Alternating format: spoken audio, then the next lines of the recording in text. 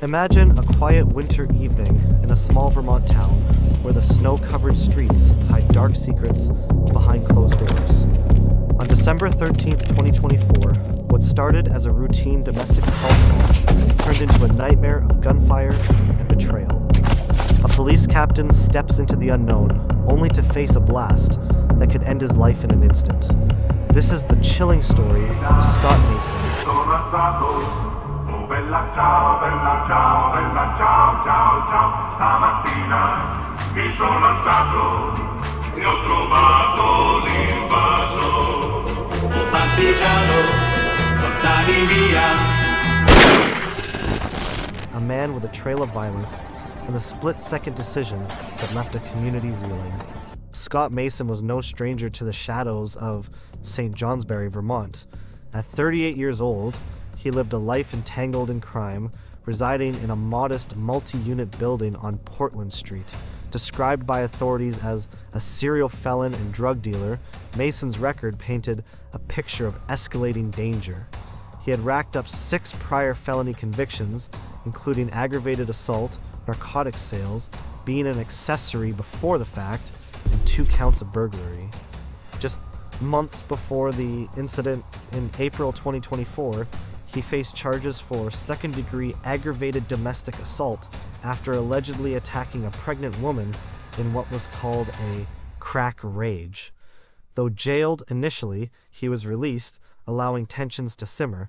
Captain Jason Gray, on the other hand, was a dedicated officer with the St. Johnsbury Police Department, known for his steady presence in the community.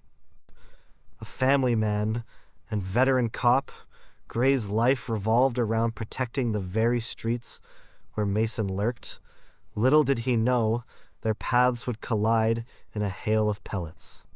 It was Friday, December 13th, 2024, around late afternoon when the call came in. A report of domestic assault at 257 Portland Street in St. Johnsbury. Captain Jason Gray, leading the response, arrived with fellow officers, including Officer Jasmine Hendry. The air was crisp, the town hushed under a blanket of snow, but inside that building, chaos brewed. Gray knocked on the front door of the multi-unit home. No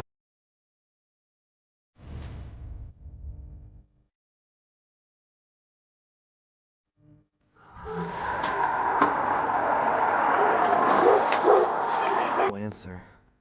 The door was unlocked, so with caution, he pushed it open and stepped inside, Hendry right behind him. They ascended the narrow staircase, hearts pounding in the dim light. At the top, they encountered a woman, the reported victim, later identified as Patrice Mason. She stood just feet away, her face tense, and silently pointed down a hallway. Gray turned, peering into the shadows. In that heartbeat, the world exploded. A deafening shotgun blast.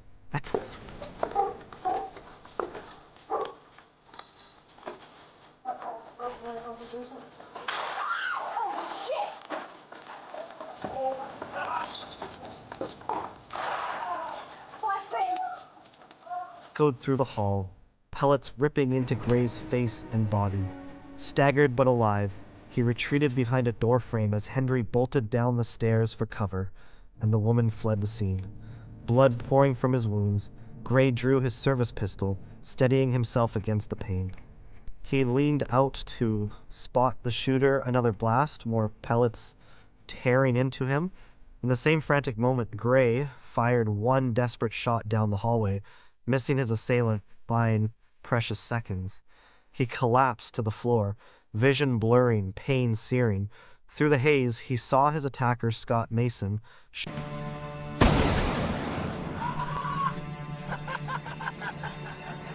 shotgun in hand, advancing with fury in his eyes. The St. Johnsbury Police Department mobilized quickly, but the immediate scene was a test of raw survival. 2 officers, Gray and Hendry, entered the building, with others securing the perimeter outside. No high-tech tactics here. It was old-school police work, knocking and entering based on probable cause for a welfare check. The close calls were visceral. Gray, hit twice at point-blank range, somehow mustered the strength to return fire and stagger downstairs.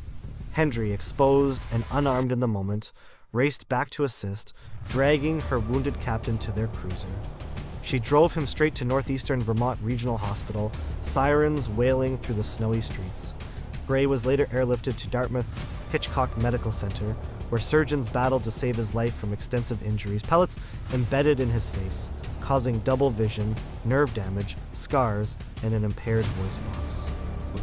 The department's decision to enter without backup in the hallway proved fateful, but investigators later deemed Gray's use of force justified, a split-second choice in the face of death. Mason didn't stick around to face the consequences, yelling, "Get the expletive out," at the fallen Gray. He fled through a second-floor window, vanishing into the night.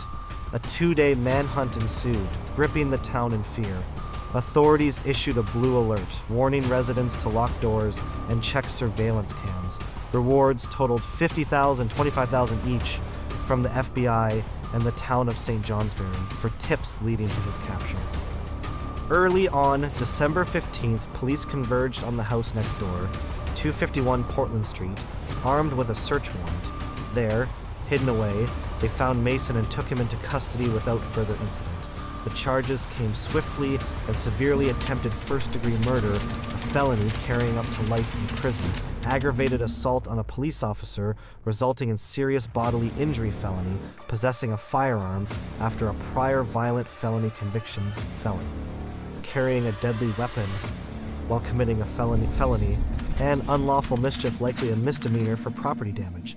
In layman's terms, Mason was accused of trying to kill a cop, attacking him viciously, illegally owning the shotgun due to his criminal past, using it in the crime, and causing general havoc. If convicted on the top charge alone, he could spend the rest of his life behind bars, a stark penalty reflecting the gravity of ambushing law enforcement. As of October 2025, Scott Mason remains in custody, held without bail after pleading not guilty to all charges in a tense courtroom appearance on December 16, 2024. The case has dragged on, with no trial date set publicly, leaving the community in limbo. Prosecutors have built a strong case, bolstered by body camera footage released in September 2025, which captured the harrowing ambush in graphic detail. In a separate review, the Vermont Attorney General's office cleared Captain Gray of any wrongdoing in September 2025, affirming his actions as self-defense. Courtroom drama has simmered with debates over Mason's mental state and prior releases from custody, but no sentencing has occurred. If the trial proceeds, expect heated arguments over his history of violence. For now, the outcome is unknown, a waiting game in the halls of justice. The shooting sent shockwaves through St. Johnsbury, a tight-knit town unaccustomed to such violence. Residents hunkered down during the manhunt, sharing tips on social media and expressing outrage online. Posts flooded X with calls to lock your doors and prayers for Gray. Headlines screamed across Vermont media: "Suspect on the run after shooting cop from VT Digger, manhunt grips town" on WCAX. Debates raged about lenient sentencing for repeat offenders, with some blaming the system for Mason's prior release. Support poured in for fundraisers, raised thousands for his recovery, and blue ribbons adorned porches. Online, controversies swirled around the domestic victim, Patrice Mason, who faced charges for aiding the fugitive, sparking whispers of betrayal. Nationally, the story highlighted police dangers, drawing sympathy but also scrutiny of entry tactics. The community remains divided, gratitude for law enforcement mixed with calls for reform. This case is riddled with twists that defy belief. The domestic assault victim, Patrice Mason, turned out to be one of 6 accomplices charged with helping Scott evade capture. 5 arrested in January 2025, including Jonathan and Tisa Russell, William Drew, and Tracy Largy, plus a 6th later. Patrice faced extra counts for negligent gun storage, suggesting the shotgun was hers, a disputed claim that muddies the narrative. Unverified reports hint at family ties. Body camera footage released September 26, 2025 by the Caledonian Record went viral, showing the raw terror and Gray's resilience. Viewers called it heart-wrenching. Gray retired in April 2025 due to lingering injuries, a quiet end to a heroic career. Strangely, Mason hid next door the whole time, raising questions about overlooked leads. 6 others pleaded not guilty, adding layers of conspiracy to this small-town saga. In the end, a single unlocked door unleashed a storm of violence that forever scarred a town and its guardians. Scott Mason sits in a cell, his fate hanging by a thread, while Captain Gray carries the weight of survival. But in the quiet nights of St. Johnsbury, one question lingers like a shadow. How many more doors hide monsters waiting to strike? Stay vigilant, because the next call could be the one that changes everything.